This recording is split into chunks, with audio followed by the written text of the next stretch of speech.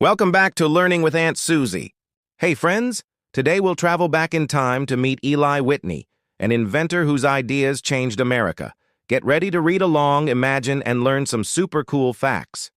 Eli Whitney was born on December 8, 1765 in Massachusetts.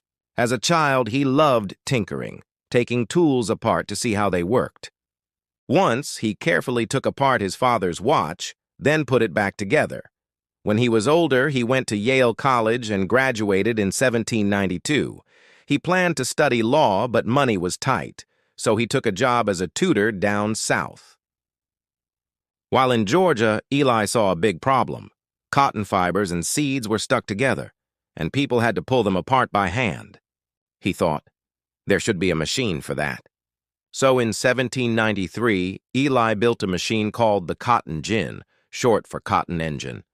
It used comb-like hooks to pull cotton fibers through a screen. The seeds were too big to pass and dropped out.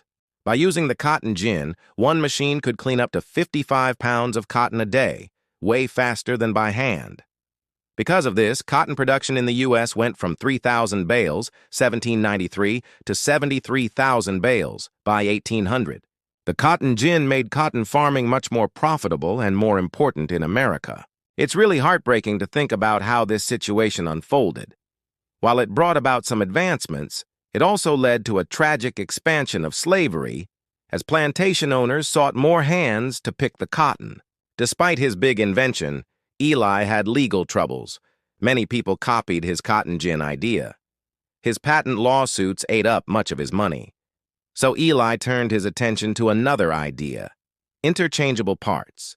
He got a government contract in 1798 to make 10,000 muskets. Instead of making each gun by hand, end to end, he tried making many identical parts, so broken parts could be swapped out easily. This idea helped shape how factories make things even today. Eli Whitney passed away on January 8, 1825 in New Haven, Connecticut at 59.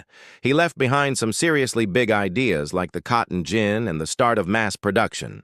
Today, there's even an Eli Whitney Museum in Connecticut on the site of his old gun factory. It really lets kids and families get creative and invent cool stuff, just like Eli would have loved. Boy, that was exciting. Be sure to like and subscribe to Learning with Aunt Susie for more fun stories. See you soon.